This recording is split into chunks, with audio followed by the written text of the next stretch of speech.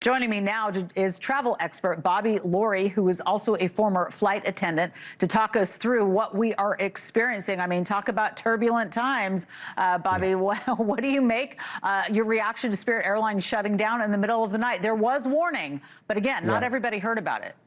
Yeah, there was warning, so it's not too much of a surprise. Now, from what we were hearing from Secretary Duffy, talking about the JetBlue Spirit merger, yes, that definitely was a factor. They came out and they said that they were going to shut down eventually if the merger didn't happen. But what no one's talking about is the merger that was actually planned just before that. Frontier Airlines and Spirit were in a merger agreement in 2022. But JetBlue ended up coming to the table with a larger offer. So Spirit ended the merger agreement with Frontier to go after more money with JetBlue. And that is what was ultimately declined because of the monopoly situation and the industry landscape, what it would have looked like.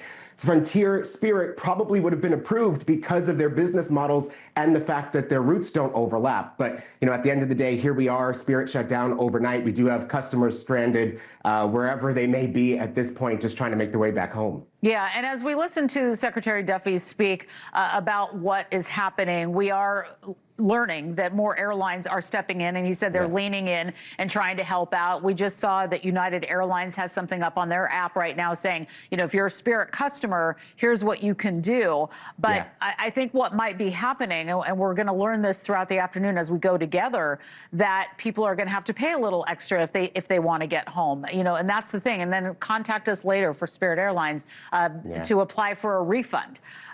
So when you look at that, I mean, not everybody has the bandwidth on their credit card to do that. So what do you tell people who are stuck right now who didn't get the message?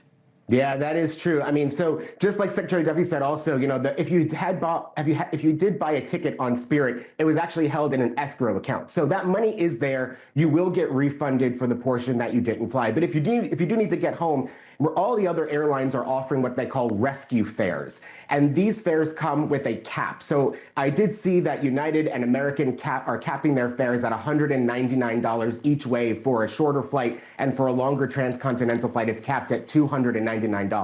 So these airlines are trying to keep the fares low as possible, down where the Spirit Airlines fares were, so that you don't have to worry about having that extra credit on your credit card to go ahead and purchase this ticket to get home.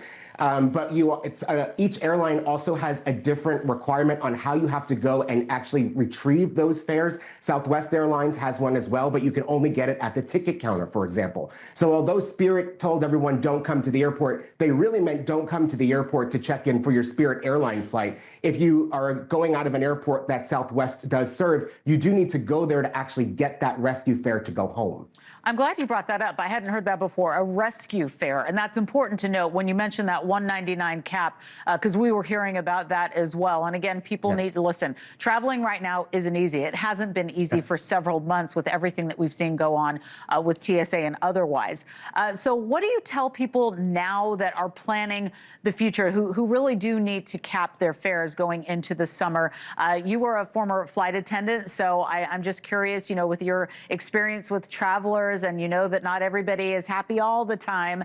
What are you telling people going into the summer months and how to really deal with all of this at hand? Yeah, it's going to be an interesting summer travel season. And if you're not planning for it already, you should start planning for it today, because now with Spirit out of business, there's one less competitor in the market. There's less seats in the air to get you from point A to point B. And if you're looking for a low-cost carrier, well, we just lost one. So we're only really looking at Allegiant and Frontier still remaining in the U.S. landscape. And they fly from smaller cities rather than the larger cities most of the time to help keep those fares low. So you might have to look at alternate airports for the summer travel season. If you're if you're flying out of the Philadelphia area, for example, you might want to go further west toward Lancaster or Harrisburg in order to get on that airplane. And it might be cheaper than flying out of the larger cities. But yeah, I would start planning for it now, because as we talked about back when the war in Iran started, airlines actually hedge their fuel costs. So the fuel that they're using right now, they paid for 6 to 8 months ago. And now that the fuel costs have been rising for a few months, they're getting to the point where they need to start replenishing those hedges. That's when the fares begin to rise. And that's what we're going to see as we head into the summer. So definitely, if you plan on traveling, go ahead and buy those tickets now. I love that advice. And also about the other airlines. I think about that too when I fly to California. I'm from Sacramento, and sometimes you have to consider going to San Jose or Oakland just to get those good fares. All right, Bobby Laurie, travel expert, thank you so much. Appreciate it. Thank you. Thank you.